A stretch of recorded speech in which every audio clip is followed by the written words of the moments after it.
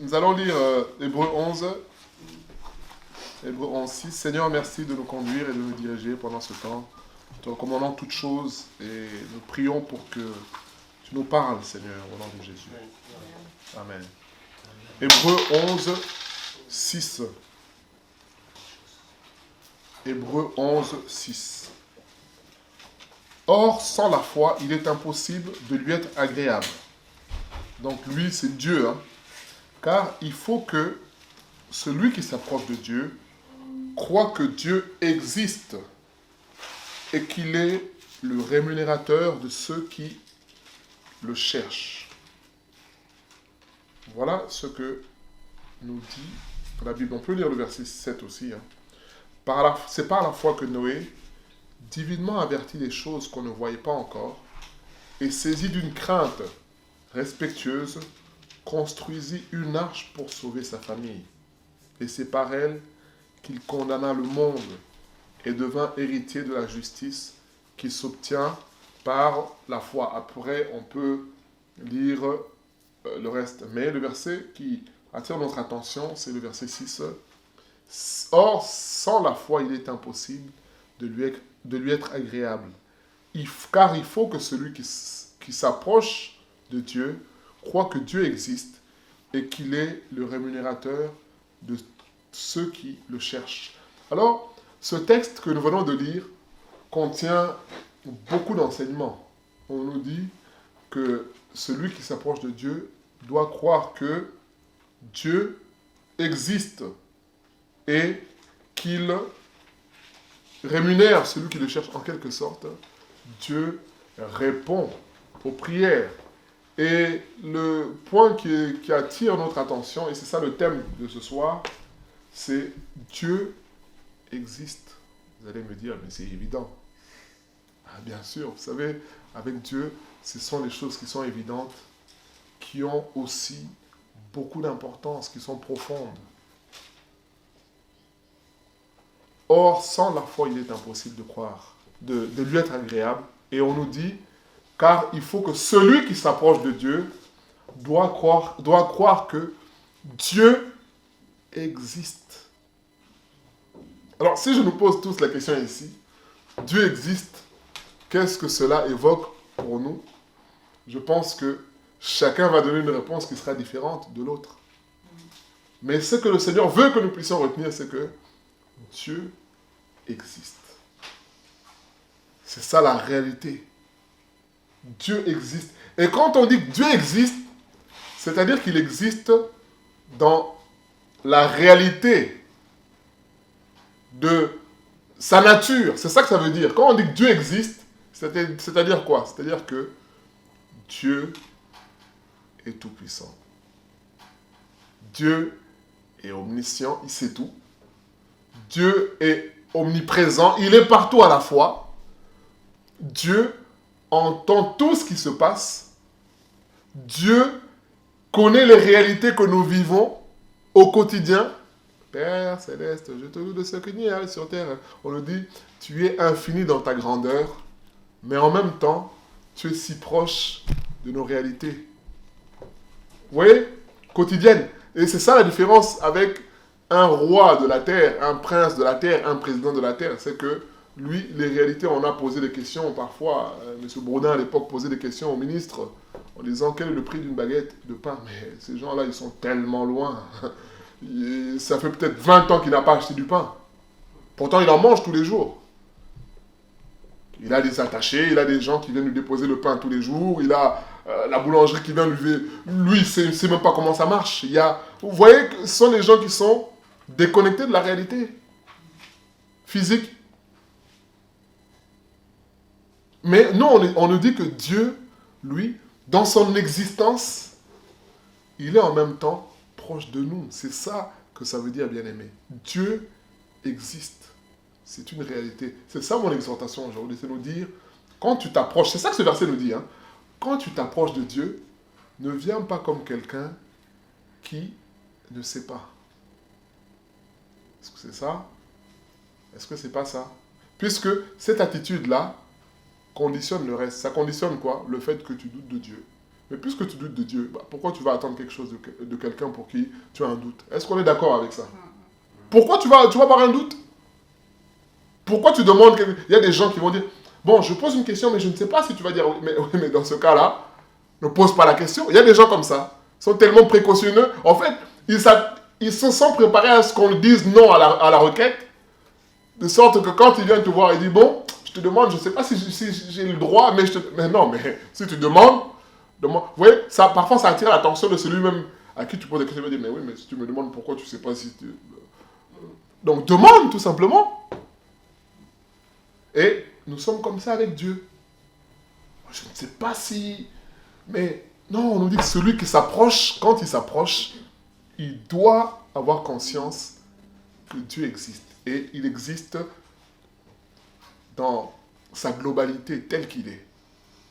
C'est ça l'attitude que nous devons avoir. De sorte que quand je veux prier pour quelque chose, je prie un Dieu qui existe. Donc, résultat, je veux lui parler parce que je sais qu'il m'entend. Même si ton intelligence te dit, mais non, mais attends, mais c'est trop facile. Tu vas juste prier, mais oui, puisque Dieu existe, je vais prier. Et puisqu'il existe, lui, il peut, comme la Bible dit, appeler à l'existence des choses qui n'existent pas, comme si elles existaient, parce que lui, il existe. C'est ça l'attitude que Dieu veut qu'on ait. C'est-à-dire quand je prie, je ne prie pas juste parce que je dois prier. Non, je prie parce que j'ai l'assurance que Dieu m'écoute. Vous savez, c'est toujours les exemples que je prends souvent, hein, mais ce sont les exemples. Vous voyez, le centenaire romain, quand il vient voir Jésus pour lui dire, écoute, maître, ne viens pas chez moi. Ne te dérange pas. Moi, je suis romain. Toi, tu es un rabbi, un enseignant de la parole. Tu es pur. Donc, si tu viens chez moi, tu vas te suyer. Par contre, là où tu es, il suffit que tu parles, mon serviteur. Vous voyez la connaissance de cet homme-là, de qui Jésus est. C'est-à-dire, quand il vient voir Jésus, il ne vient pas, c'est le texte qu'on a lu dimanche à Étampes. L'homme dit à Jésus, Seigneur, si tu le veux, tu peux me rendre pur. Donc cet homme est conscient que ce n'est pas une question de est-ce que tu peux, je suis lépreux, mais la lèpre, c'est une maladie qui condamne. La seule issue de cette maladie-là, c'est la mort.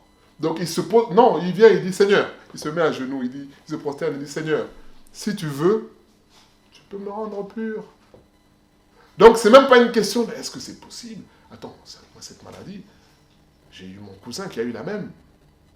Il est décédé. Vous savez, il y a parfois des chrétiens qui vont te dire, oui, mais dans la famille, il y a tel... Oui, mais, bien-aimé, Dieu existe. Même si ton frère a eu cette maladie, même si ton cousin a eu cette maladie. Alors, qu'est-ce qui t'empêche, toi, de dire à Dieu, Seigneur, moi, je suis ton enfant, alors occupe-toi de moi. C'est ça que ça veut dire, bien-aimé, Dieu existe. C'est une réalité. Et vous savez, ce passage-là, c'est un passage qu'on connaît, mais en méditant, je me dis, mais finalement, on cite ce passage-là pour toute personne qui s'approche de Dieu.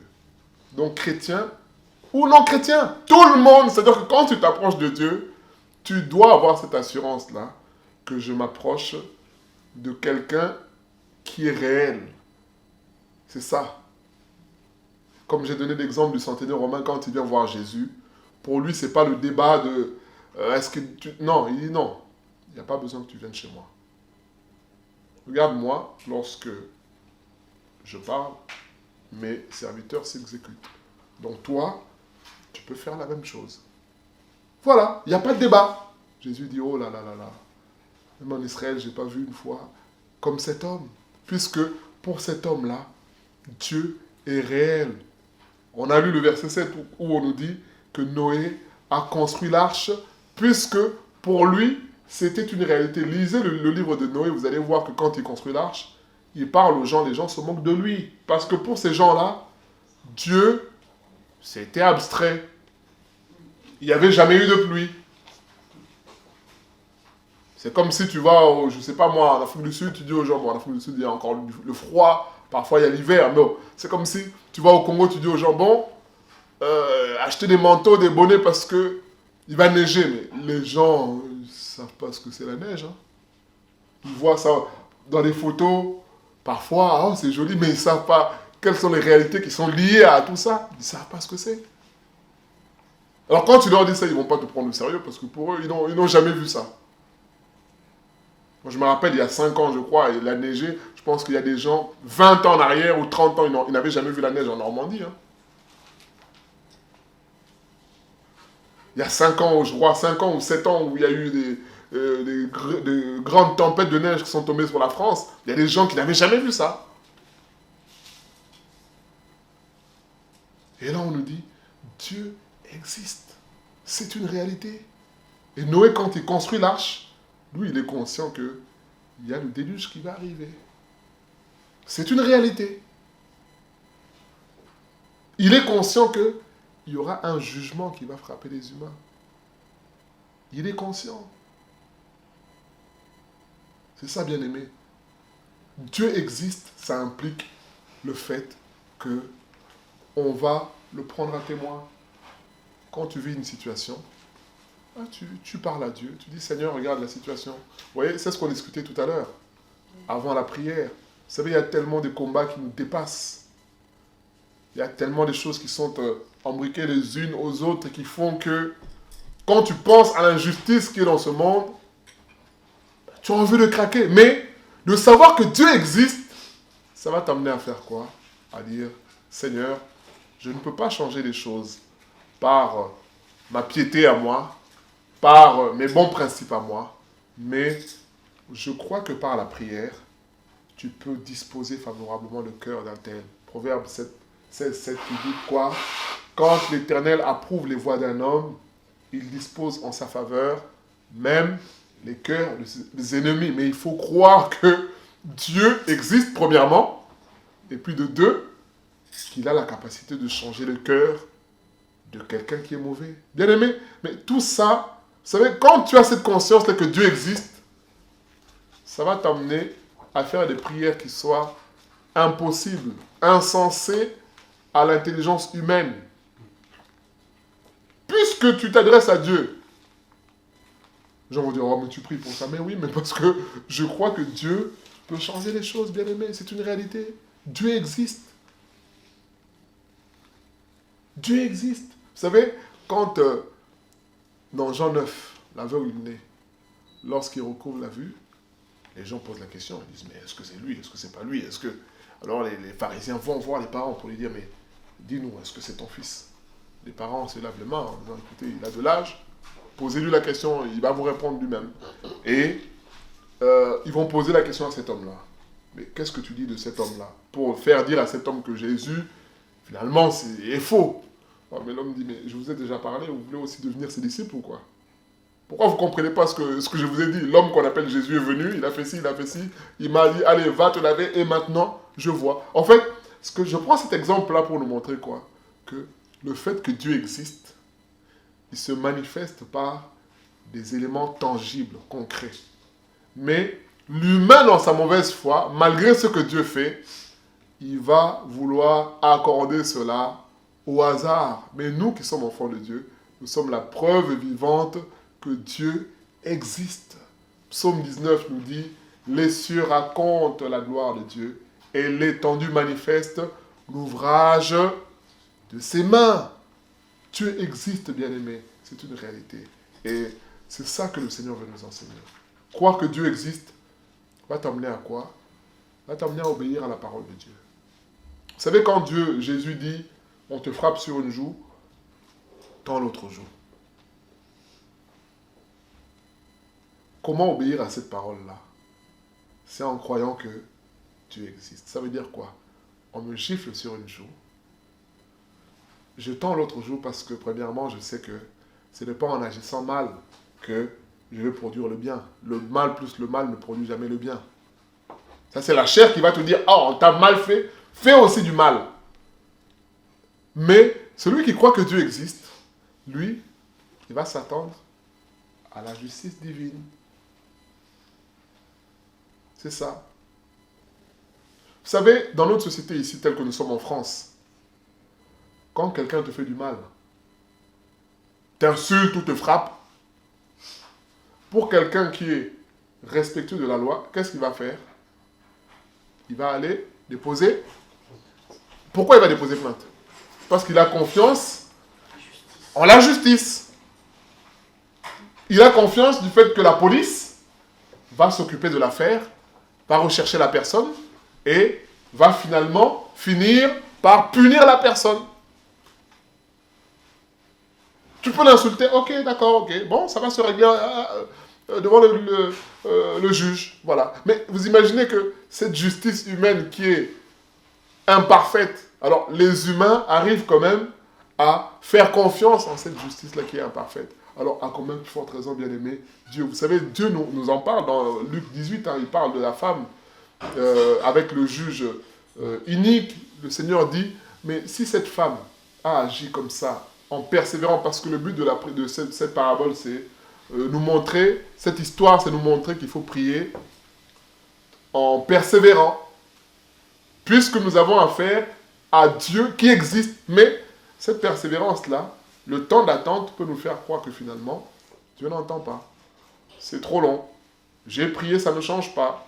Mais Dieu est où? Que fait Dieu? Est-ce que j'ai fait la bonne prière? Est-ce que j'ai jeûné? Est-ce que j'ai... Non, Jésus me dit non. Si le juge méchant a rendu justice à cette femme, il dit à combien de forte raison ne fera-t-il pas justice à qui? À ses élus. Il dit même, est-ce que le maître tardera, le roi, Dieu, tardera à nous faire justice? Pourtant, il y a un contraste avec la notion de persévérance. Parce que quand on persévère, c'est-à-dire qu'il y a quand même une notion de durée. Mais on nous dit, est-ce que vous pensez que le maître tardera? Non, c'est ça la difficulté que nous avons.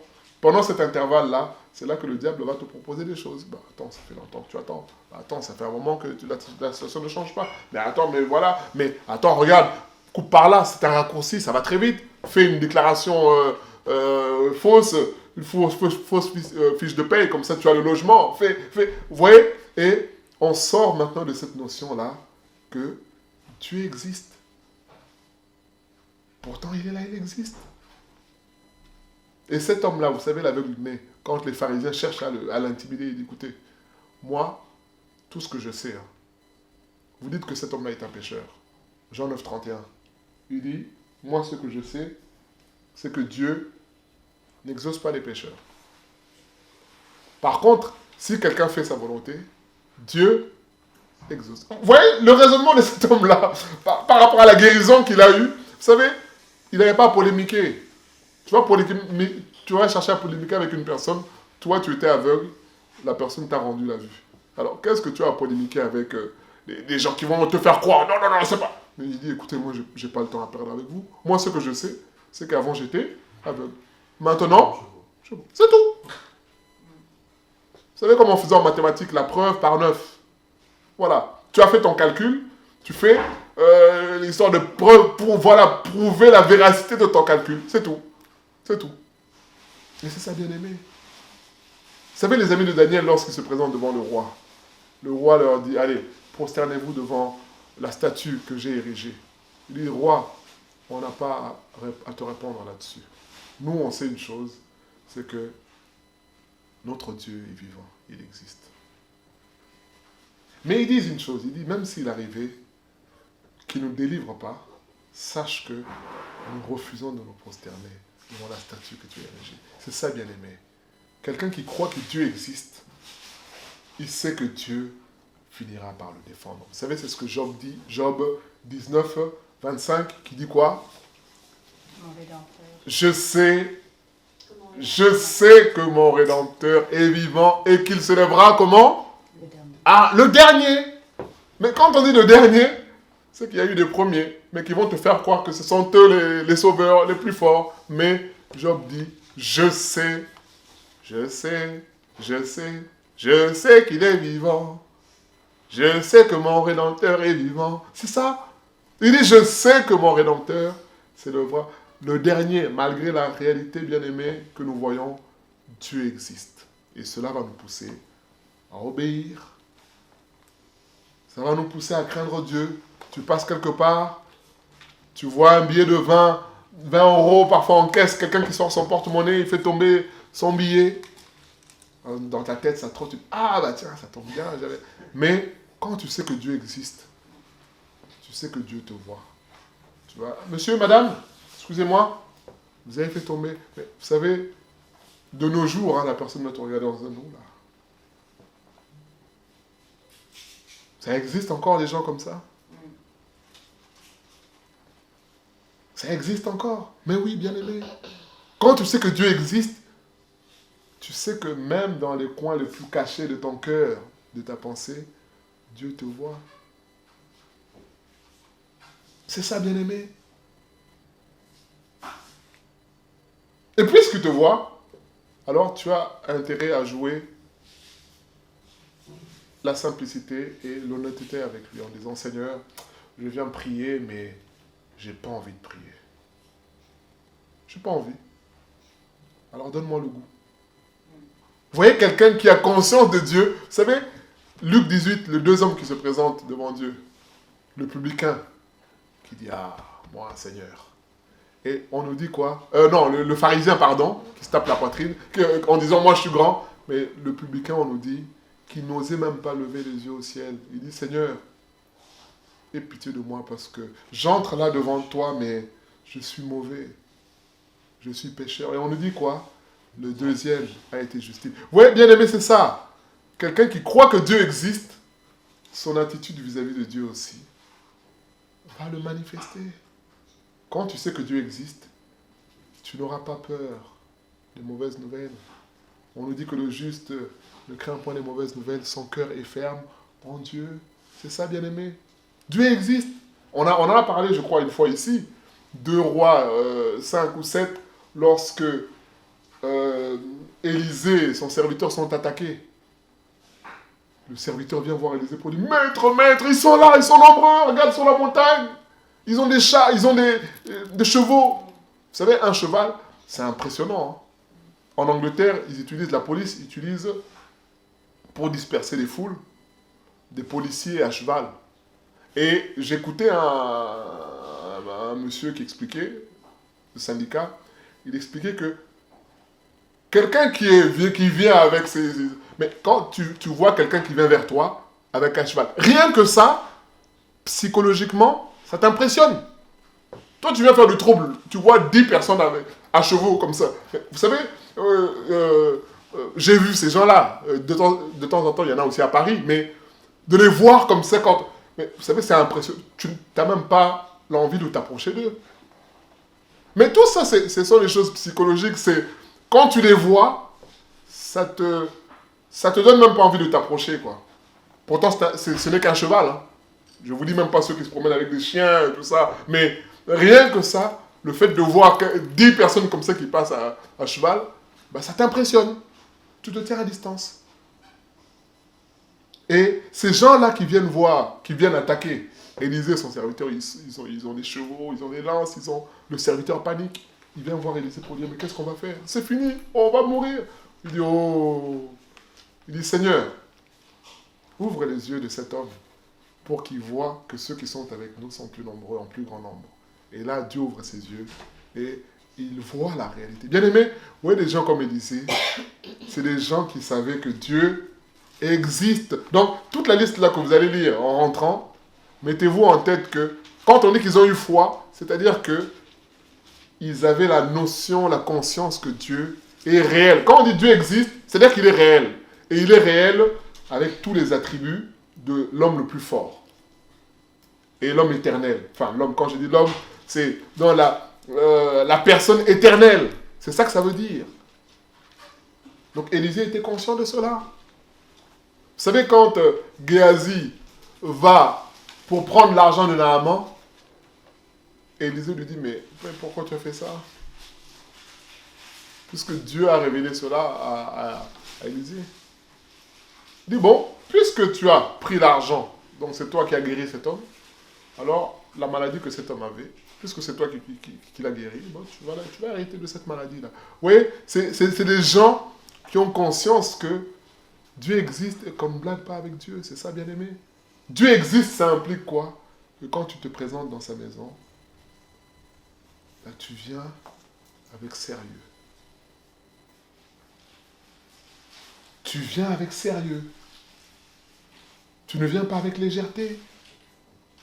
Voilà pourquoi Jésus dira quand tu veux donner ton offrande, c'est-à-dire quand tu veux faire un acte d'adoration et que tu te souviennes que tu as un problème avec quelqu'un, que ton frère a un problème avec toi-même, bah, laisse ton offrande. Bon, c'est-à-dire que même si ça ne dépend pas de toi, toi, puisque tu viens devant Dieu, alors prends les choses au sérieux. Arrange d'abord les choses, de sorte que quand tu viens, que ton adoration sera bonne. Et il dit, si tu ne le fais pas, il dit, vaut mieux s'accorder avec son adversaire en chemin. Puisque si celui-ci te traîne devant le juge, eh bien, les choses ne seront pas pareilles. Vous savez, c'est une réalité. Hein. Quand tu reçois une contravention, par exemple, 25 € parce que tu t'es mal garé à Rouen, ou je ne sais pas moi, combien ça coûte, 35 €. Mais c'est juste une contravention, c'est un papier. Hein. 1 mois, 2 mois, 3 mois. Oh, je peux te dire que ce papier-là qui valait 35 €, il va passer parfois un jour à 1500 €. Et jusqu'à ce que tu sois même traîné devant les... Pourtant, c'est juste un papier. Donc, ce simple papier-là, ah bah, il existe et il a une valeur. Mais si tu ne prends pas garde à ça, bah, tu auras des comptes à rendre par... Ce n'était que ça. Ben oui, mais ce n'était que ça. Mais oui, mais parce que tu n'as pas respecté les règles. Et c'est ça, bien aimé. Et nous, Dieu nous fait comprendre que lui, il est plus réel que ça. Il existe, bien aimé. Dieu existe. Quand Dieu existe, tu crois que, puisque tu sais que Dieu existe, tu crois qu'il peut toucher le cœur de l'homme le plus méchant pour l'amener à la conversion. Puisqu'il existe, il peut toucher un cœur. C'est ça, bien aimé. L'exhortation, c'est nous dire, vous savez, il y a des gens, on n'a pas le temps, j'ai dépassé le temps, mais vous savez, c'est l'histoire que je raconte souvent de des missionnaires, je finis là, qui ont quitté l'Angleterre, qui sont partis en Inde. Et ils ont travaillé en Inde pendant plusieurs années, peut-être une dizaine d'années. Aucun résultat. Et au moment où ils veulent partir, il y a un d'eux qui dit, bon, restons encore un peu. Et à ce moment-là, l'un des serviteurs de ces gens-là, domestiques, hein, comme on peut dire aujourd'hui, se convertit. Et lorsqu'on apprend ça, le chef du village apprend ça, il réunit le conseil du village en disant, mais cet homme s'est converti, il a choisi le Dieu des Anglais, le Dieu des Blancs en quelque sorte, et c'est une honte pour notre population. Alors ils disent à cet homme-là, ils ont réuni toute sa famille, ses 2 enfants, sa femme. Il dit, écoute, tu renonces à ce Dieu-là, ou on te tue. L'homme dit, je ne peux pas renoncer.